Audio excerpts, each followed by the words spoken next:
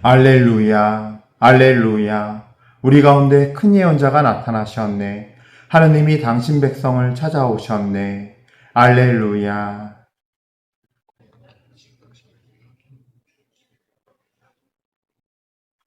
주님께서 여러분과 함께 또한 사제의 영과 함께 루카가 전한 거룩한 복음입니다. 주님 영광 받으소서.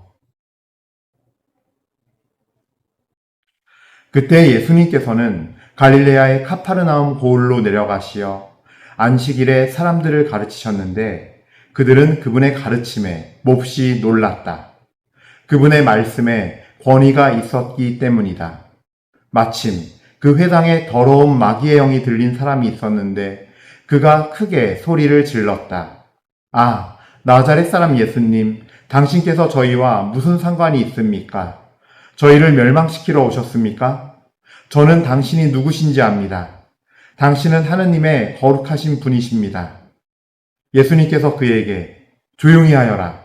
그 사람에게서 나가라 하고 꾸짖으시니 마귀는 그를 사람들 한가운데 내동댕이 치기는 하였지만 아무런 해도 끼치지 못하고 그에게서 떠나갔다.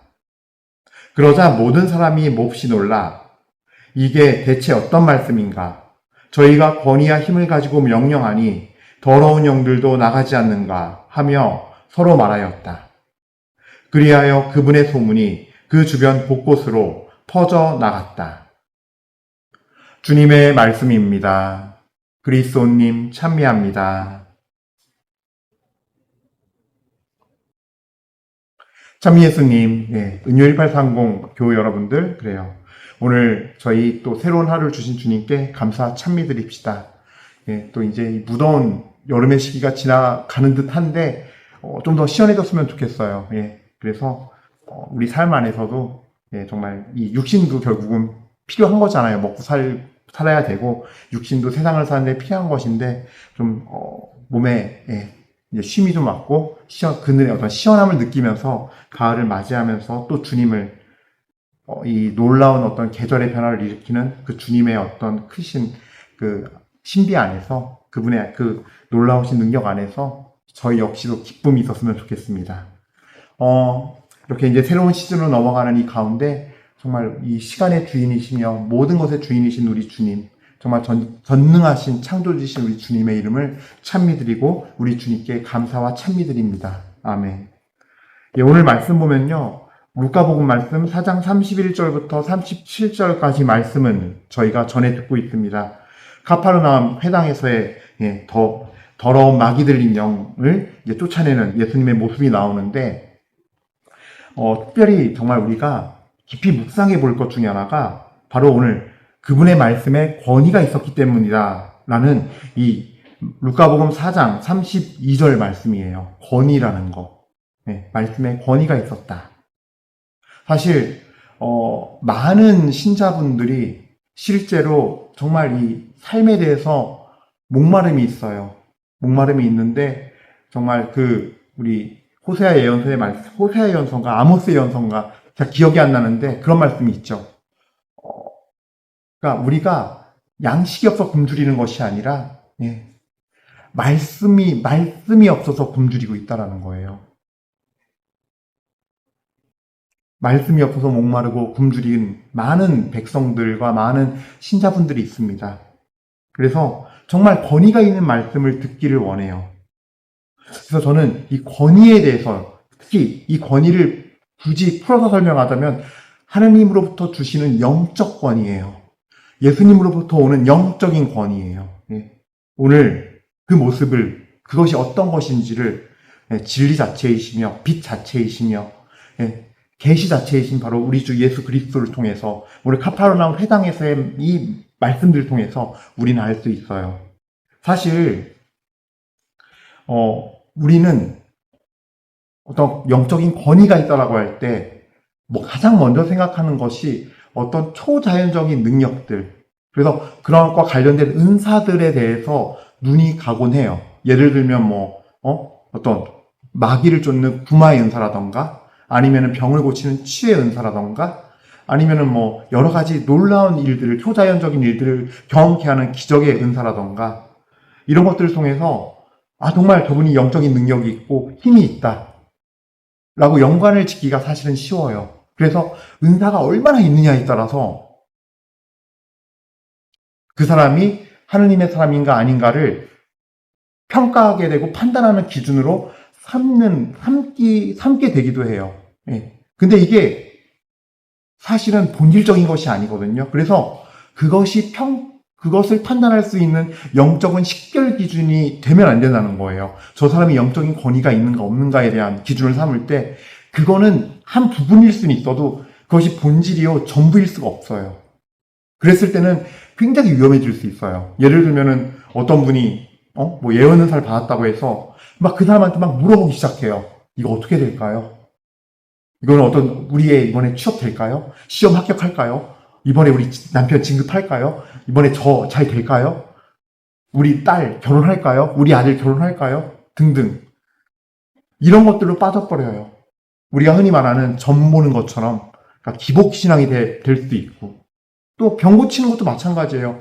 너무 오랫동안 아프고 하니까 절박한 마음도 알겠고 정말 간절한 마음도 알겠어요. 병원도 다녀보고 다 안 돼요. 그러니까 마지막으로 막 찾아가요, 그런 데를. 근데 문제는 뭐냐면 우리 안에서 그런 사람들이 곧 무조건 영적 권위가 있고 거룩한 것이다 라는 마음이 되어버리면 이게 우상이 되는 거, 또 다른 우상을 숭배하는 거예요, 결국에는. 그리고 그 우상으로 숭배되어지는 자에게도 결국 공격이 와요. 주님께서는 예언의 영을 주셨지만 자기 마음대로, 자기 생각대로, 마음대로, 임의대로 사용하게 될 때, 멋대로 하게 될 때 무당이 돼버려요. 점치는 사람이 돼버려요. 그러니까 그 하느님 앞에서의 내가 겪고 있는 고통과 그 절박함을 겪는 사람과 또 은사를 받은 은사자 사이에서 그 틈을 노리는 또 사탄은 우리의 원수인 사탄은 또 그 틈을 비집고 들어가서 하나님과 다 떨어뜨리려고 그러고 다 파멸로 이끌려고 그러거든요.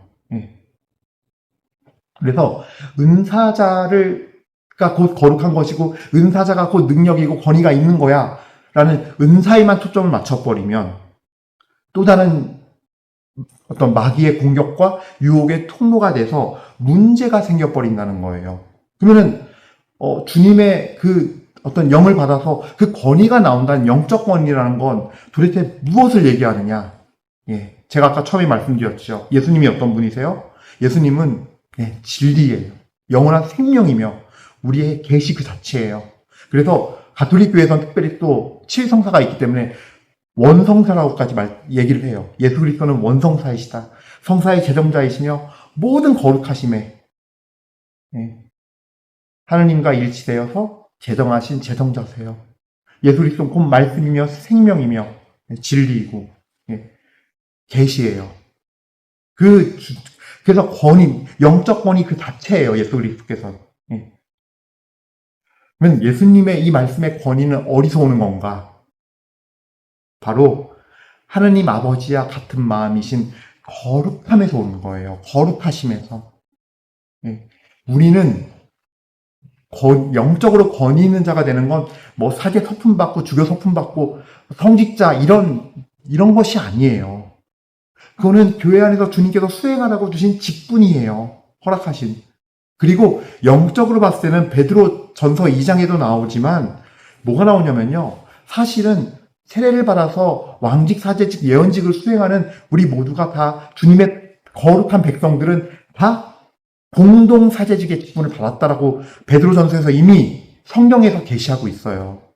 그러니까 사람들은 착각해요. 이렇게 영del찬 신분이들만 거룩한 줄 알고 그분에게만 모든 걸 다 해야 되고 그래서 심지어 한간에는 그런 얘기만 막 돌아요. 젊은 애들 사이에서도 뭐 바티칸에 가면은 구마를 하는 양성하는 사제가 있다면서요. 있어요.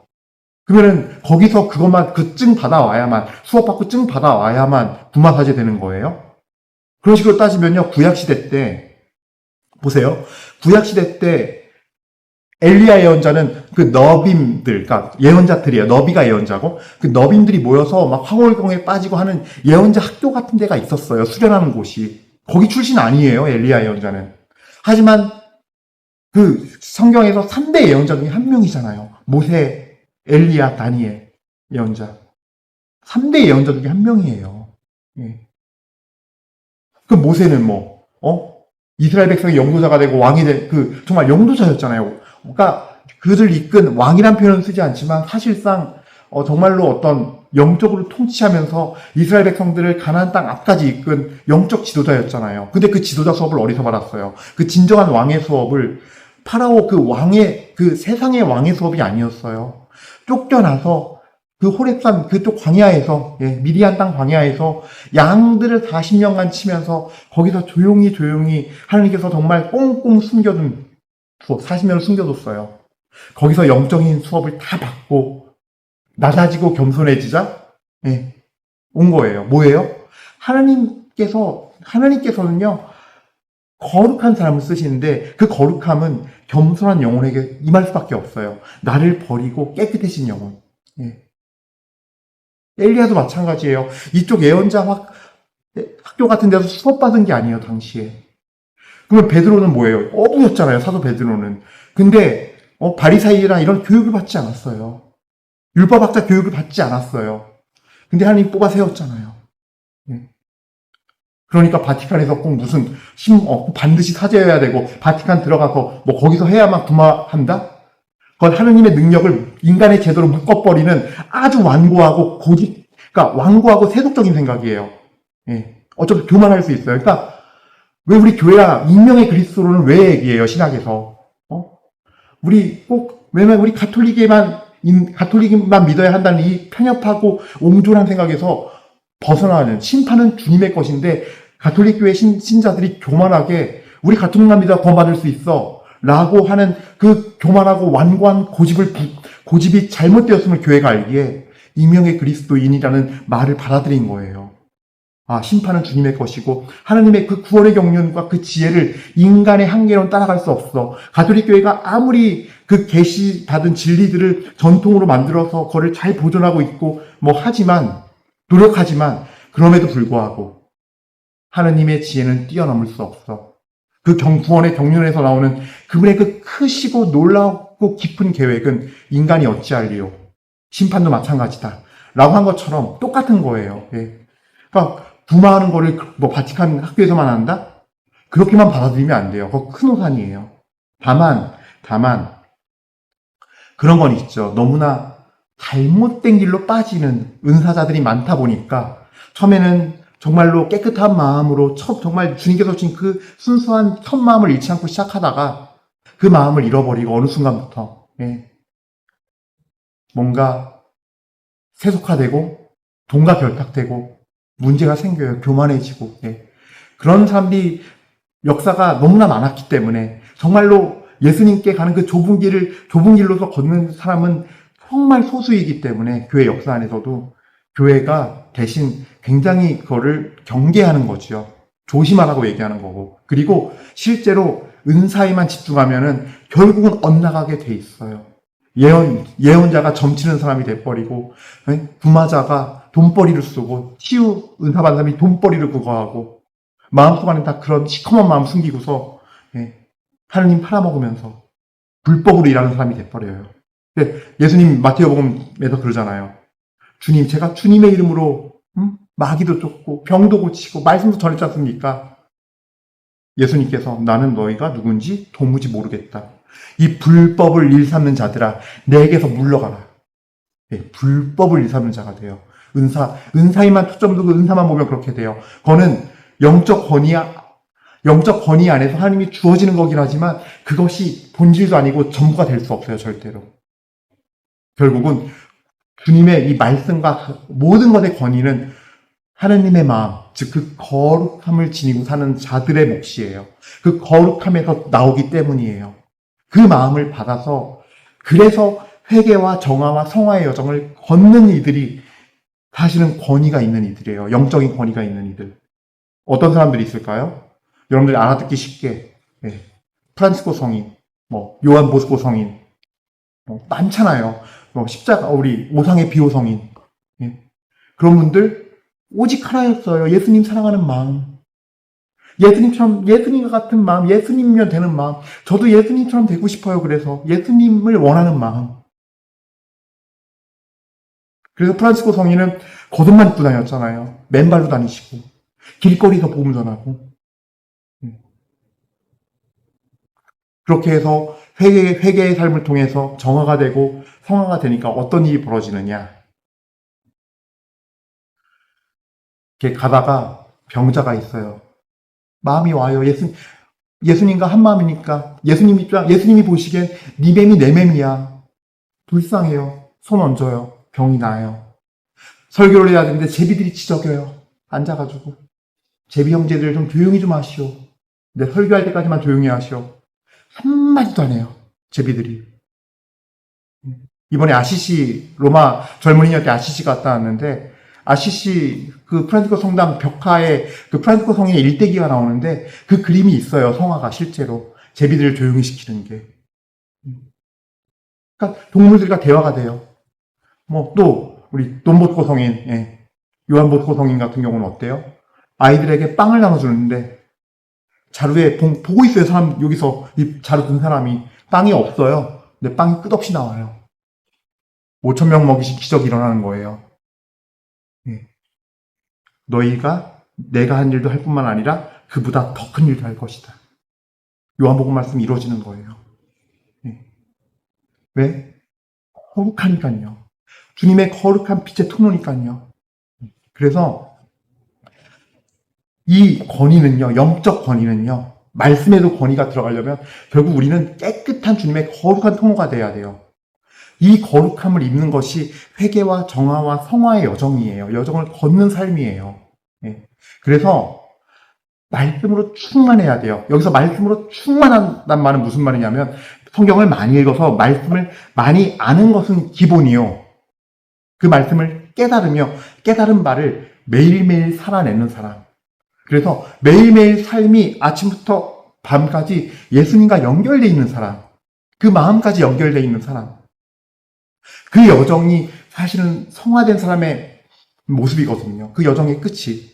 그래서 가다가 눈에 보는 것도 예수님의 시선이 되는 거예요, 내가. 근데 이 회개와 정화 없이는 이루어지지가 않아요. 저는 회개를 크게 회개와 정화로 보고 이 두 가지를 다 합쳐서 회개라고 보거든요. 회개는 그냥. 근데 제가 이걸 구분 지어놓은 이유는 뭐냐면요. 이 첫 번째 이 회개라고 그대로 표현하는 건요. 내 육적인 쾌락을 추구해서 습관화되고 내 마음의 기쁨, 그러니까 내 만족, 자기 만족들 있죠. 너무 열중해서 중독처럼 되어 있는 현상들. 육적인 쾌락도 그렇고 이 마음의 쾌락도 그래요. 마음의 쾌락을 쫓는 것들. 이것들이 마음에서 없어져야 돼요. 끊어져야 돼요. 이 회개가 첫 번째 회개고, 왜냐면요, 이 두 가지는요, 보통의 경우 습관화가 돼서 반복적으로 저질러요. 내가 의지로 안 돼. 다음에 그렇게 후회하고 반성했는데, 고해성사까지 봤는데, 다음에 왔을 때 또 어느 시점이 지나면 또 죄를 짓고 있어요.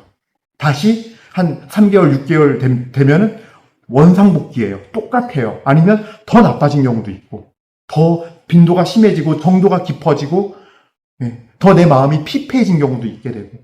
그래서 이거는 육적인 쾌락과 나의 마음의 쾌락들, 혼적인 것들, 쾌락들, 이것들이 다 사실은 육의 행실들이거든요. 육의 행실들이에요. 이것들이 다 끊기는 회개.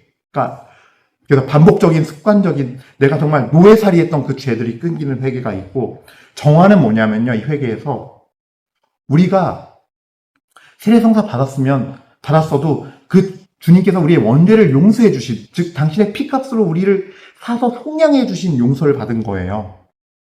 근데 많은 사람들이 세례 받으면 내가 하나님의 자녀가 됐어, 완전 100% 너 깨끗해, 거룩해로 착각해요. 그 다음부터 시작되는 여정이 진짜 주님의 자녀로서의 삶의 여정이거든요. 근데 이 원죄를 용서해줬어도 우리에게 하나님께서 자유의지를 주신 걸 뺏어가지 않기 때문에, 그러니까 이 첫 번째 사람 아담과 하와가 물려준 정말 나쁜 진짜 이 원죄예요. 그래서 이 나쁜 죄는 뭐가 있냐면요, 본능적으로 내가 하느님이 되려는, 하느님의 자리를 내가 뺏으려는, 내가 주인 되려는, 내가 완전하게 하느님처럼 자기 결정권을 가지려는 못된 성향을 지니고 있어요. 그래서 그것과의 싸움이에요. 그래서 정화의 여정부터 뭐냐면요, 내 안에 있는 죄성들, 즉 내 자아가 갖고 있는 죄성들, 살아가면서 받은 상처라던가 어떤 결핍감으로 인해서 그런 게 있거든요. 뭐 어떤 사람은 인정 욕구가 강해요. 막 사람한테 칭찬받는 게 내 우상이 되기도 하고, 어떤 사람은 막 내 안에, 내 방에다가, 창고에다가, 은행 통장에다가 막 필요하지도 않은데 계속 쌓아둬요. 식량을 쌓아두고, 뭐 뭘 쌓아두고, 돈을 쌓아두고. 그렇게 필요하지도 않아. 그렇게 없어도 돼. 예, 이미 다 됐어. 근데도 불안해서 쌓아두는 거예요. 이게 없으면은 결핍감이 느껴지고, 불안하고, 걱정되고, 두려워지는 거예요. 그러니까 이런 문제들. 그러니까 이런 것들, 이런 성향들이 남아있거든요. 여전히. 왜? 하나님께서 자유의지는 안 걷어가시니까. 그러려는 성향이 나와요, 거기서. 그랬을 때 그게 바로 자기 버리기예요. 자아를 버린다는 거예요. 그래서 그런 마음이 올라올 때, 생각과 뜻이 올라올 때, 이것이 옳은 것이라고 믿으려고 할 때, 주님 말씀이 그게 아니고, 주님의 뜻이 그게 아니네. 우리 교회의 가르침, 주님의 말씀의 가르침이, 계시의 진리가 그게 아니네. 그러면 내 거를 버리는 거. 이게 바로 자기 부정이에요. 자기 부정, 자아 파쇄예요. 예. 좀 알아듣기 쉽게 깊숙한 용어를 쓴다면, 딥한 용어를 쓴다면, 이 여정이 정화 여정이에요. 그러면서 내 자아의 죄성들을 발견하고 그것들을 주님 앞에서 함께 십자가에 매달리는 거예요. 예수님께서 매일 미사 때 우리를 위해서 한 십자가의 제사가 거행되듯이 우리도 이 성사 안에서 또 우리 삶의 자리에 돌아갔을 때 그 안에서 내가 오늘 미사 때 들은 말씀을 가지고 혹은 내가 오늘 아침에 묵상한 말씀을 가지고 살아내면서 그 죄성들을 버리고 주님을 더 사랑하는 마음을 지니고 주님을 더 사랑하는 치밀한 삶으로 가는 것, 이것이 정화하고 이 정화가 다 이루어지면 성화의 여정으로 밟아지겠죠. 저는 그 여정까지는 솔직히 모르겠어요. 왜냐하면 그건 정말 성인들의 길이에요. 예. 아까 제가 말씀드린 니매미 네메미야라고 예수님이 프란시스코 성인 보면서 요한보스코 성인 보면서 그랬던 그 모습. 예. 그거겠죠. 그러면서 우리는 참된 권위를 지니는 거예요.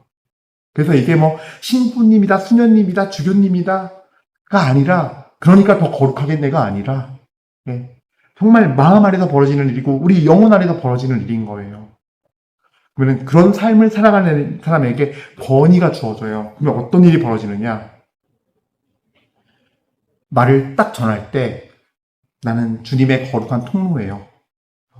주님의 말씀이 전달될 때, 예, 반응이 있을 수밖에 없어요.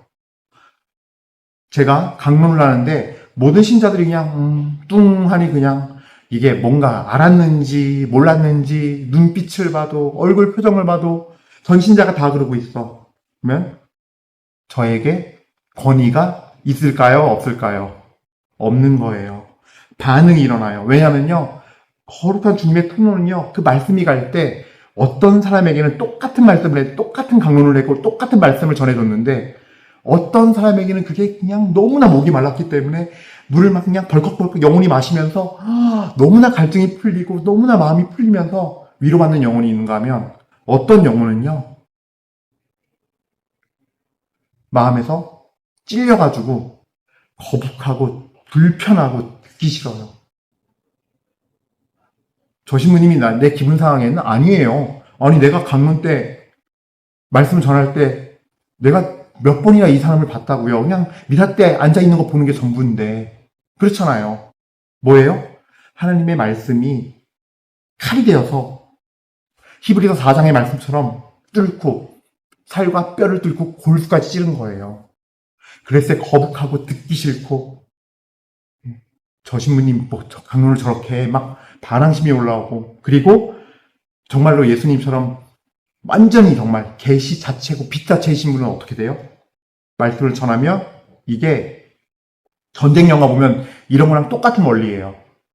딱 어떤 집에 병사들이 딱 둘러섰어요. 그 동시에 뭐예요? 수류탄을 창문을 딱 던지잖아요. 안에서 뻥뻥 터지잖아요. 그러면은 적군이 어떻게 돼요? 막 나와요. 막 소리 지면서 나오고 막 으악거리면서 나오고 그렇죠? 예수님께서 말씀을 전할 때 어떤 영혼은요, 그 안에 마귀 들린 더러운 영이 숨어 있어요. 마귀 들린 더러운 영은요, 여기서 조금만 더 말씀드리자면, 우리가 드라마나 영화에서 보는 것처럼 들어오는 게 아니에요. 나의 상처, 첫 번째 나의 죄, 우상숭배부터 시작해서 죄들, 특히 우상숭배나 탐욕 같은 대죄들, 음행, 이런 탐욕, 우상숭배의 죄들은요, 가장 빠르게 침투하는 통로예요. 그때 내가 마음을 열고서 그거를 그 죄된 행위를 사랑하기 시작하면 바로 들어와요. 그 외에도 모든 죄들, 어떤 깊은 미움이 생겼어요. 상처를 받아서 그 미움이 커져서 폭발했을 때, 그래서 난 널 평생 미워할 거야 라고 결심했을 때 들어와요. 이미 그 결심할 때 들어와요. 그래서 조용히 들어와서 거짓의 아비인 사탄은, 그리고 그 쫄개들인 더러운 이 마귀의 영들은요, 안에서 살아요. 집을 짓고. 그리고 없는 척해요. 깨끗한 척해요. 거룩한 척해요. 그래서 더 좋아하는 부류가 어떤 사람들이냐?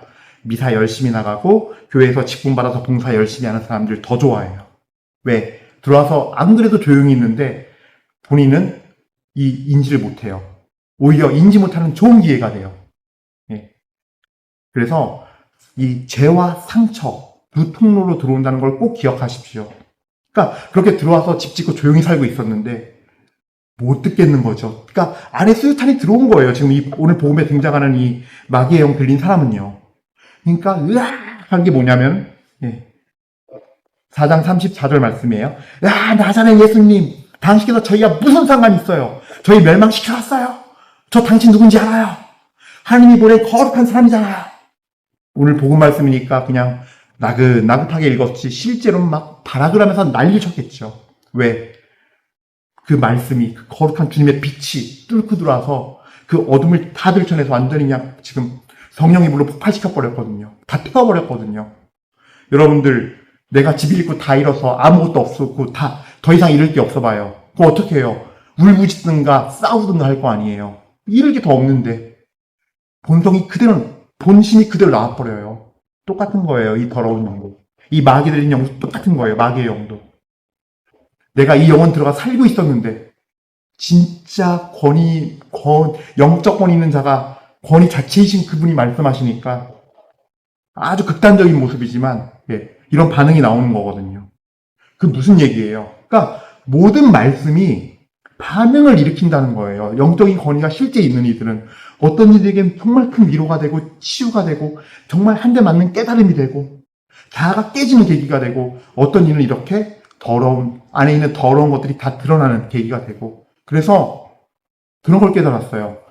말씀을 전하는 사람이 전했는데 아무 반응이 없다거나 그냥 사람들이 나긋나긋하게 오늘 말씀 잘 들었습니다. 좋았어요 신부님 하는 건 이거는 권위가 없는 거구나. 권위가 낮거나 영적으로는 각기다른 반응이 있어야 되는 거예요.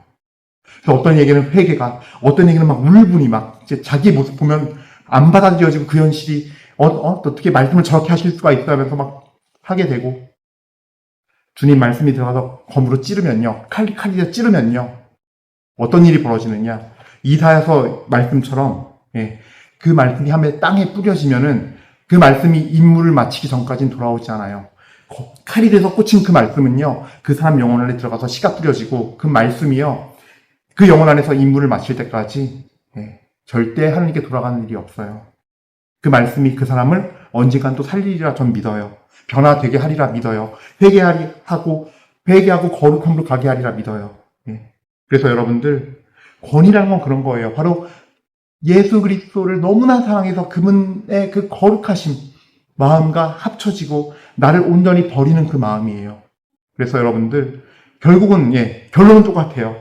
우리 모두 주님 앞에 회개, 정화, 성화의 여정으로 가는 좁은 길을 걷는 그래서 천국으로 가는 영혼들이 됩시다. 아멘. 잠시 묵상하시겠습니다.